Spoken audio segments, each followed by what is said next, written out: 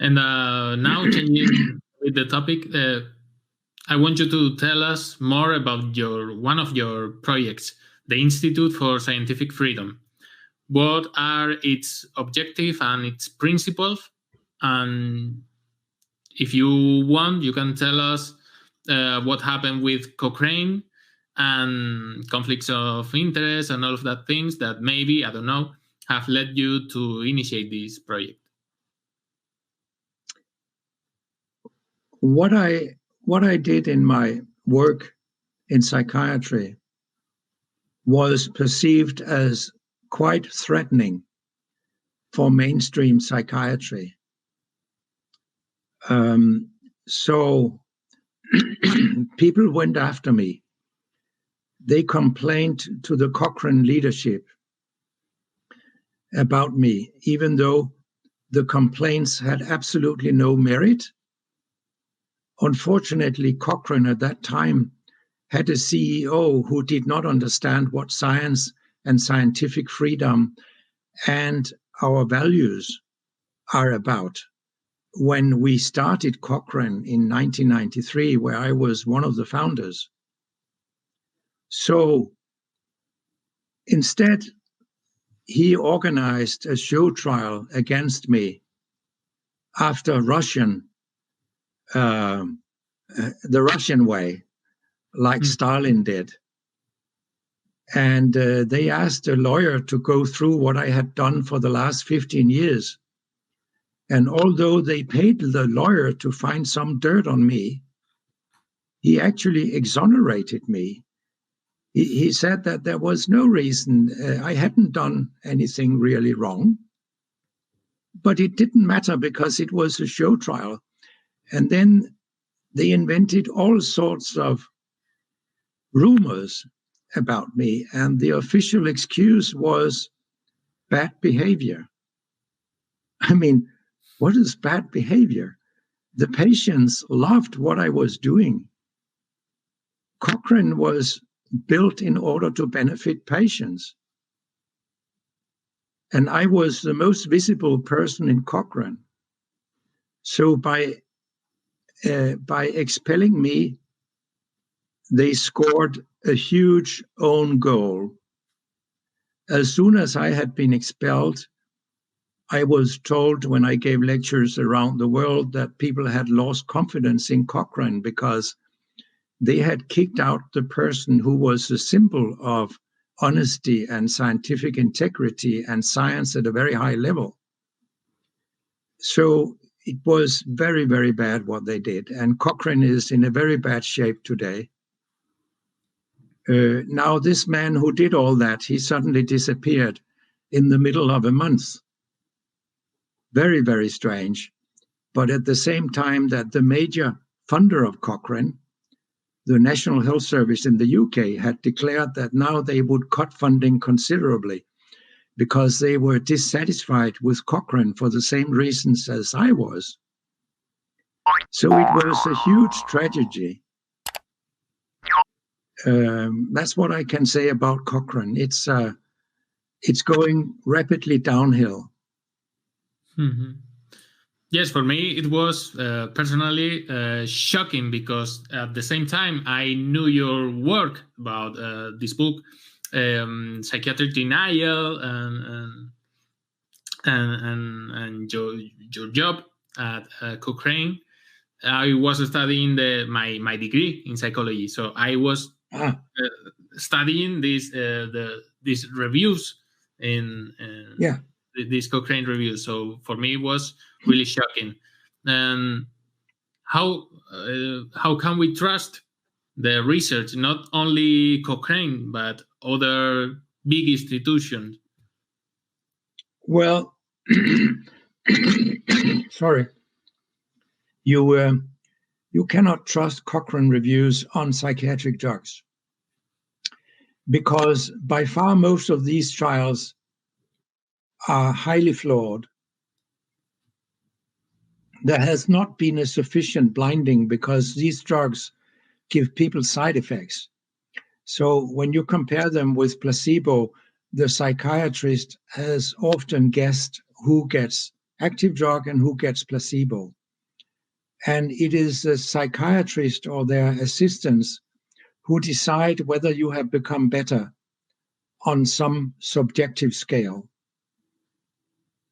Mm-hmm. If you put something in the placebo that also gives people side effects, then the effect is much smaller. In depression, for example. And there is another reason why Cochrane reviews are not reliable. And that is that in almost all trials, you take people who are already on a psychiatric drug. Then you randomize them to placebo or to another such drug, which means that you cause a cold turkey in the placebo group in many patients. They get abstinence symptoms. And some of these symptoms are the same as the disease you are trying to treat. And then you say, aha, now people get more depressed or more psychotic when they come on placebo, but these are abstinence symptoms. I mean, it is so totally biased. So now I have mentioned just two of the problems in psychiatric drug trials. And people who do Cochrane reviews, they are not critical enough. They accept many of these trials on face value. Mm-hmm.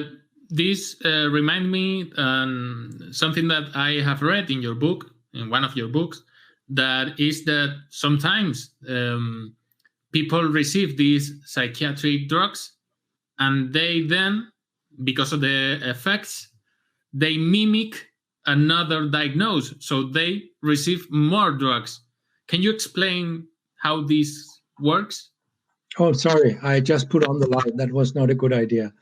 Now, yes, I discussed this with a professor of psychiatry once. I told him that the side effects of Ritalin and other ADHD drugs are very similar to the criteria psychiatrists use when they come up with a diagnosis of bipolar.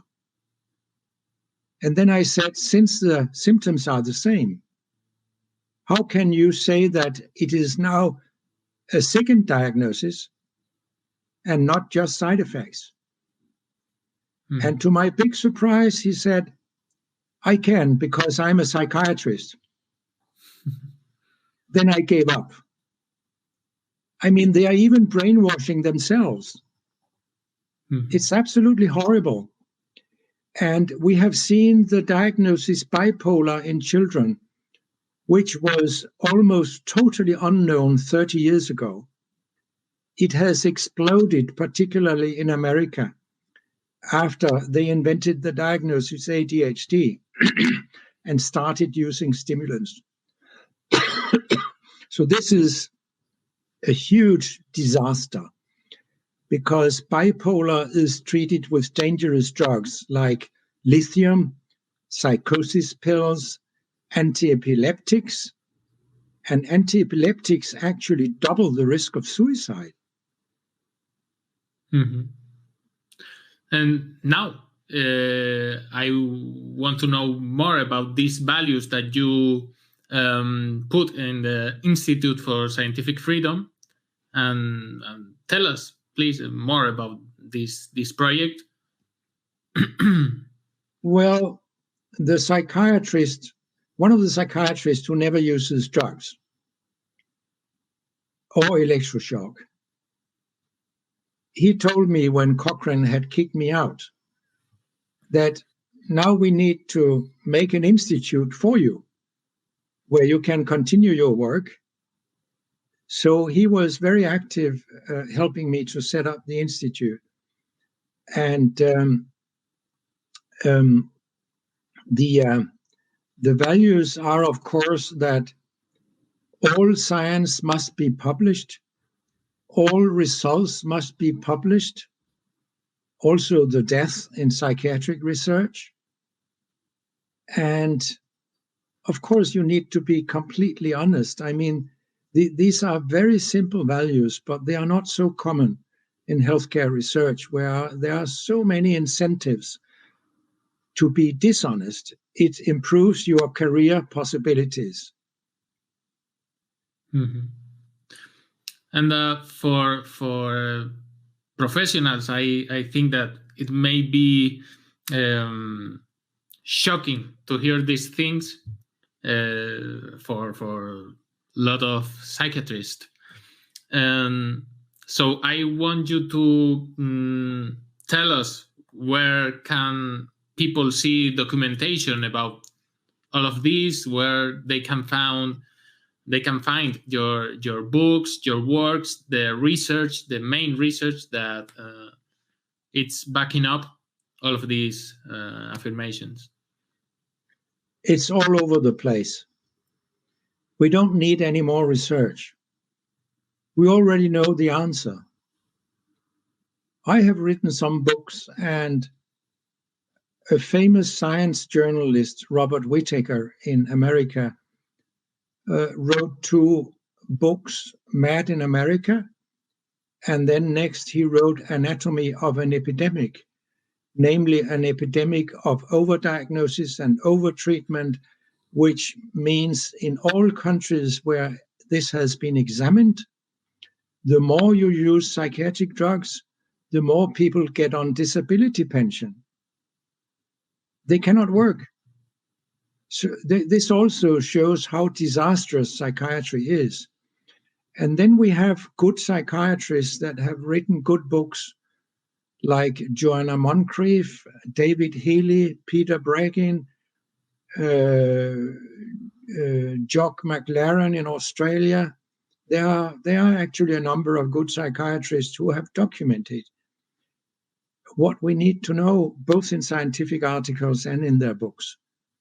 We have everything we need in order to conclude psychiatry must be abolished. Mm-hmm. But as you know, the world is not like that. Mm-hmm. And how we as professionals can we know if this is a good research, if there is information that is being hide and that kind of things, how we can be more literate? That's very easy. Those of us who have written these books, we have also documented what is wrong with the science that mainstream psychiatry refers to. So you have that documentation as well. So it's not a question about whether to believe us or the other side, because we have documented what is wrong. It's very simple. You cannot escape that or run away from it. For example, many psychiatrists have written articles where they say that psychosis pills lower mortality. These are some of the most harmful and dangerous drugs ever invented. I have documented, based on randomized trials, that these drugs double mortality in people who are treated with them.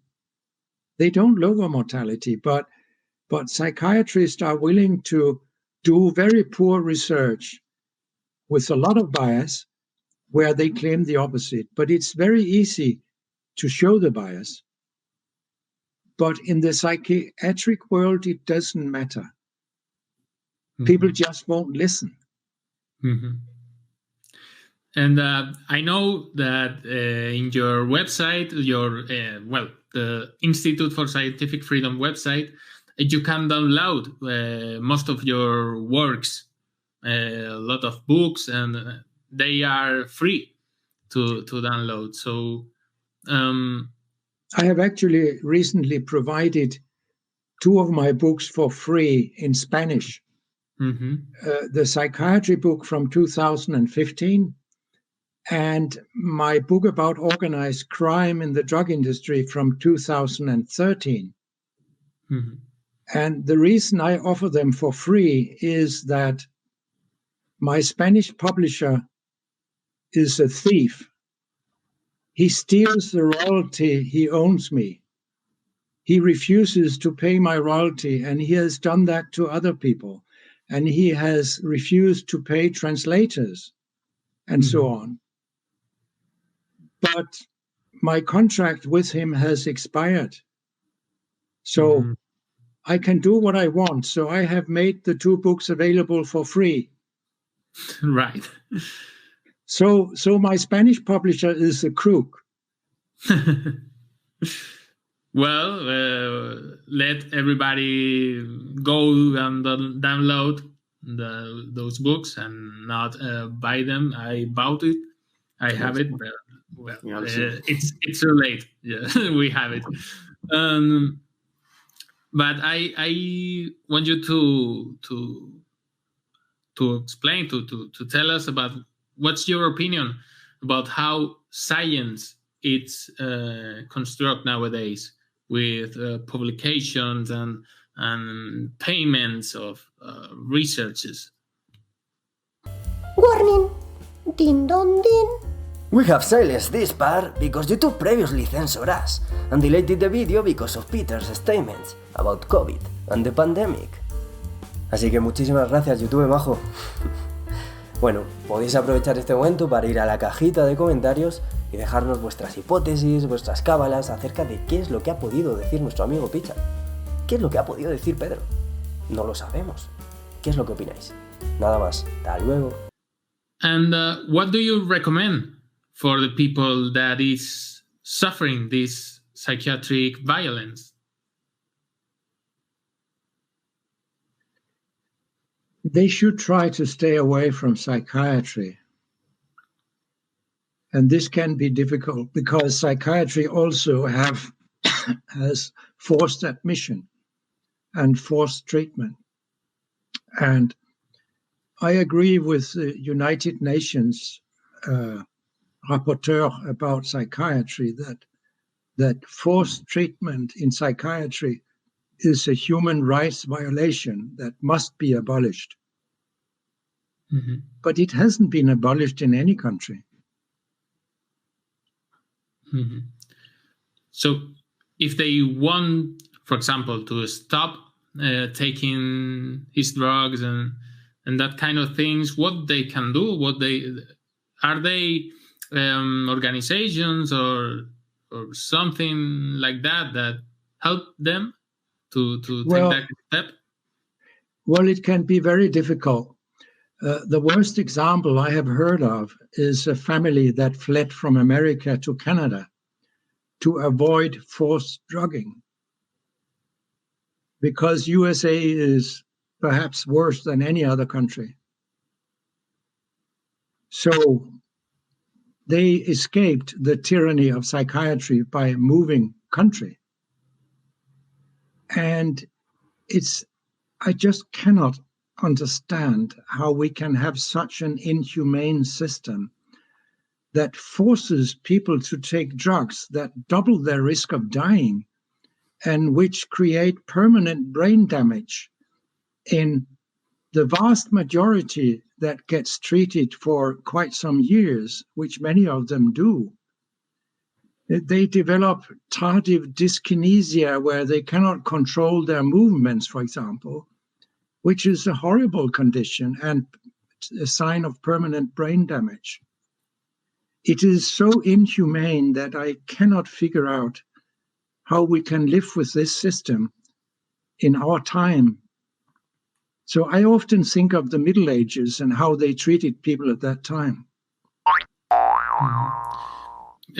Now that you are speaking about that, I think it's important to talk a bit more about it, because maybe people that are hearing us, they can conceive this forced treatment. So what can you tell us about that thing that happened to these people? Well, they get destroyed because psychosis pills are harmful. It's very simple. I'm sorry, I have this angina problem. It's coming up again. No problem. No problem. And I have just a last more question. That is, can you tell us about other projects that you have now, or things that you are working on, or you want to develop? Yes, I am. I'm involved in a project with my co-director